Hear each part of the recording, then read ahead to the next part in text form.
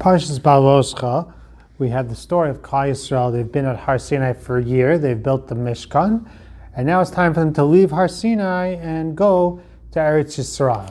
And the Pasuk tells us, "Vayesu ha'am me'har Hashem derech shoshes yamim," that they went the path 3 days worth in one day. That Hashem was rushing them to quickly bring them to Eretz Yisrael. And we know the nature of the Yetzer Hara is when we're near the finish line, that he brings out the big guns. Just like in today's world, we have tremendous nisyonos and things like Shmiras Einayim, because we're near the finish line of Ikvus HaMashiach. So too, at that time, they're on the verge of going with Moshe Rabbeinu and building a Beis HaMikdash.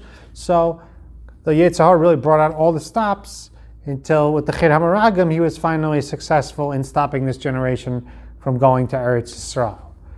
But at this point, HaKadosh Baruch Hu is bringing them quickly to Eretz Yisrael, and the Parsha has 3 different stories where Klal Yisrael stumbles. They make some sort of a mistake, if you will, some sort of miscalculation in what they did. So my Rebbeim taught me that the Masorah is that we have to be tremendously, tremendously careful on how we understand these stories. Reminded of a Hasidic joke that a friend told me, that the Rebbe goes to Tashlach, and he's saying Tashlach, he's throwing away his Averos. Another Chassid comes, he makes it like he's putting things in his pockets. The Rebbe says, "What are you doing?" He says, I'm trying to pick up the Rebbe's Averos. That there's a sense that the things that the people in Tanakh are being criticized for, that these are some of the greatest people who ever lived, the Dor Deya, that they're at a higher level than Klal Yisrael has ever been, has never reclaim that level again. So anything that they're being critiqued for, we have to understand that in its context, that if we would have been in their situation and made those calculations, we wouldn't have been critiqued at all.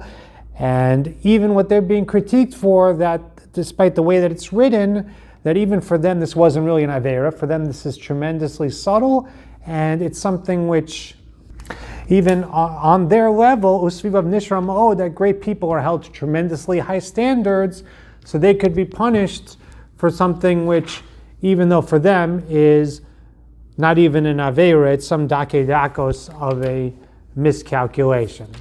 That's the way they understood it in Sabbat. Rav Simcha Zissel Broide brings an interesting raya to this when he formulates what's going on with some of the critiques here. So V'yasum mehar Hashem derech shoshes yamim. The pasuk doesn't really tell us what their critique is, but Chazal tell us that they ran Ketino Kaborech mi Beis HaSefer, right? In Yonah Diyoma, the way children run away when they're leaving school, that there was a certain too much enthusiasm, too much happiness about leaving Har Sinai. And for that, there's a certain critique. The next one, the Misonanim, also, the Pasuk doesn't really tell us what the critique is. It just tells us that Vativra bam eish Hashem v'tocha b'ksei hamachana, that Hashem brought a fire which burned at the edge of the camp. And then Moshe davens and Hashem stops the fire. Then the third one, it talks about a little bit more. That they started talking about how we remember the fish and the meat in Mitzrayim and how much easier things were for us in Mitzrayim before you brought us out here. And Moshe turns to HaKadosh Baruch Hu for help with dealing with Klal Yisrael at this time. So Simcha Zissel brings a famous, fascinating Yalkut Shimoni. It says that the fire came down and burned at the edge of the Machana. He says this isn't an Eish of punishment, this is an Eish Hashem. Chazal say this fire that came down at this time, it never returned to Shemayim. This is the fire that went into the Ohel Moed. This was the same fire that would consume their karbanos. This is the same fire that ate Nadav and Avihu. That this, in other words, that there was a Gilui Shechina, meaning that HaKadosh Baruch Hu brought a greater presence of himself with this godly fire into Klal Yisrael permanently through this Maisa of the Misonanim.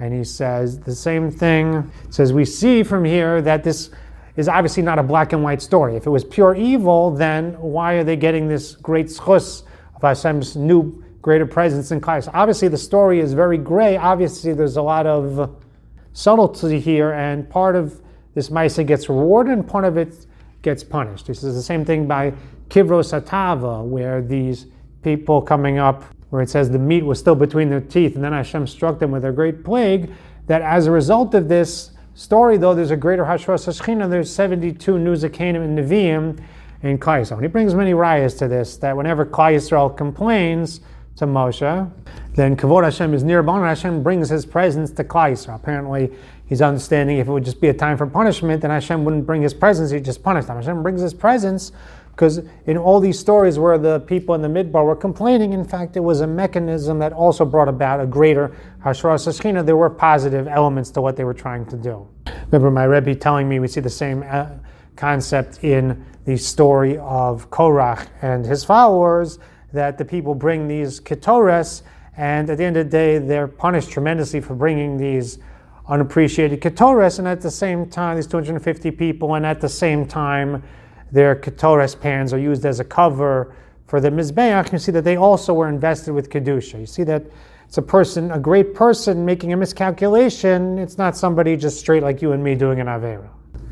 Just one more quick perspective that Rav Simcha Zissel brings on the Chet of the Misonani. He brings from the Ramban, that the Ramban says, it would seem that the critique of them is that they felt, how are we supposed to just come into the Midbar now? How are we going to survive? And there's that element of a certain bitterness. What if we mess up? What if we end up suffering here? What if we're not worthy of being taken out? Instead of being sameach and happy with all the good Hashem has been bestowing upon them. Because they're just leaving Har Sinai. They're leaving a place which was near civilization. Now they're coming into the real desertedness of the wilderness. Now they're starting to get nervous. Connects it to the third story where they start complaining about the food, that it says a line in the Chazal, Rashi brings, that they said, remember the fish that we had for free from mitzvos. Face value, it sounds like they're rejecting mitzvos, but it doesn't really make so much sense that people on this just left Har Sinai are rejecting the mitzvos. So he explains what it means is, they said back in the day, if you're a good person, a bad person, you get food in Mitzrayim, you can figure it out. But over here, we're living entirely on miracles. And if you're a tzaddik, the mun comes right to your door. But if you're a rasha, you got to walk far to get the mun. So who says, Shema Yigro Machin? Who says what will be with us? We'll have to work far to get the mun. So there's a certain concern. In other words, he's framing both of these stories as a certain lack of bitachon in HaKadosh Baruch Hu, a certain concern of maybe they'll mess up. And Chazal tell us that on a deeper level, it comes that that's what they were feeling on the surface. On a deeper level, there were elements of taiba, there were elements of obviously that they were desiring really of the food, of these other foods and not just the mun. Which he points out that has a personal element, because the mun came b'schus Moshe. Moshe was anav mikol adam. Moshe is not going to take something like that personally. He does make a fascinating point I'd like to end with about this story of the Misonim. That Rashi, at the beginning of the story, Rashi makes it clear that this is the Rishaim who are involved in this, like the lowest of the low in Klal Yisrael. It says ha'am k'misonim, and at the same time, then when it says there was a fabric, say ha'machana, there's a machlokes if that meant the Erev Rav, or if it means the Gedolim of the Jewish people. That in fact, Rabbi Shimon ben Menashe says the Zikanim that they had in Mitzrayim, these are the ones who were taken out by this fire. Remember, it was traumatic for me to see. I mentioned in Parshas Korach that I saw that a Chazal saying that, in fact, not great Nachshon ben Aminadav, who, if you read the Chazals by the Nesiim, he seems to be almost like the leader of the Jewish people in a certain sense. That's why he went first, and why he went first into the Yam Suf, that he, in fact, was killed with this story.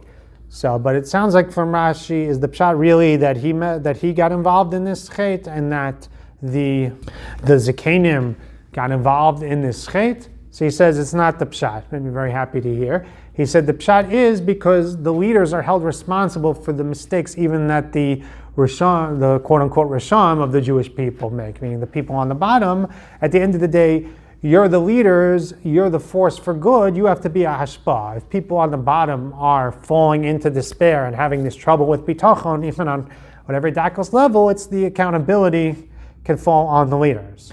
And that's why they were punished. Can give us a certain perspective on just the responsibility we have for our Jewish brothers, and the greater that we are, the more responsibility we have, the more in leadership, the more we are able to be a good hashpah and therefore held accountable when we're not a good hashpah. And just again, this perspective of really coming to the flaws and critiques of the Jewish people in the Midbar with the proper perspective.